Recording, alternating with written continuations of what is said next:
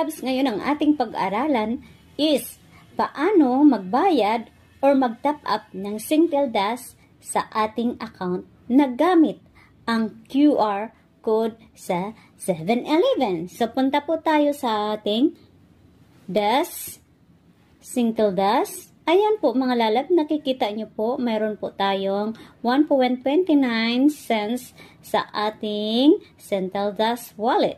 So ngayon, pupunta po tayo sa ating top up kasi mag-top up po tayo ng ating pera na gamit ang QR code. Ayan mga lalab, pindutin lang po natin yun. Tsaka naghihingi po siya ng ating 6-digit PIN. So ngayon mga lalabs, ayan, dahil nasulat na natin yung ating 6-digit PIN, so punta na po tayo. Ayan. So ngayon mga lalabs, nakikita nyo po yun, ang Top Up Dash Wallet. So, mayroon pong JXS account, Dash Pito. Scroll down lang po natin yan at nakikita nyo po sa ilalim yung ating pakas. Ayan. So, ngayon guys, nandito na po tayo sa 7-Eleven. So, ngayon guys, kung example, ikaw ay magbayad ng yung Singtel Dash or mag-top up ng sarili mong Singtel Dash, pwede mo tong pindutin kung magkano yung iyong pera na pwede mong isusulat. For example, 50. Ayan. So, ngayon, nakasulat na po tayo ng 50. Or either, yung iyong kaibigan ay magpadala sa'yo ng pera na gamit na maghulog sa 7-Eleven or mag-top up sa 7-Eleven, pwede po kayong mag-connect sa isa't isa. Halimbawa, yung kaibigan, ate, kuya, magpadala po ako ng pera sa iyong Singtel Dash. Ito po ang ating gawin. So, bigyan ko kayo ng idea para hindi po kayo mahihirapan. So, ngayon, mag-connect for one another po kayo mga lalab. For example, meron po kayong Messenger, WhatsApp, o whether kung kahit anong ginagamit na mag-contact sa isa't isa. Diyan nyo po ihulog.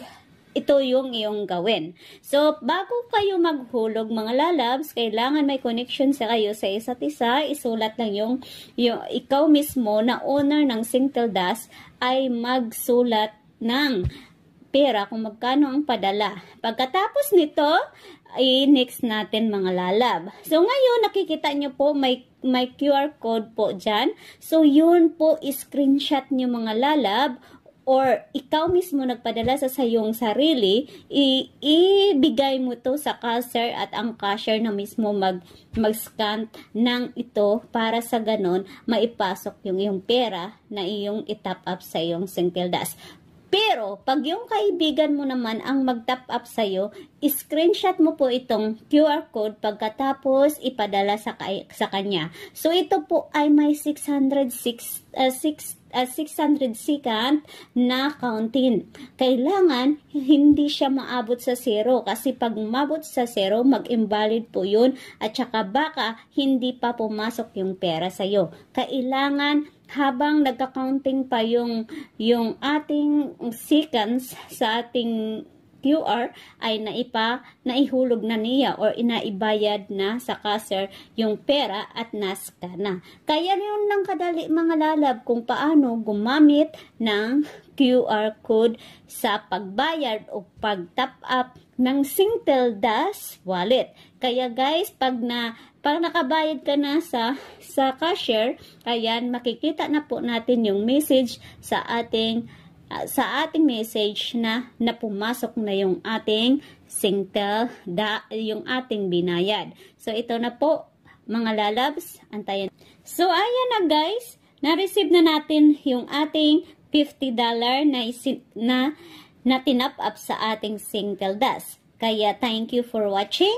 Sana may natutunan kayo kung paano gumamit or magpadala ng pera sa ating Singtel Dash wallet gamit ang QR code.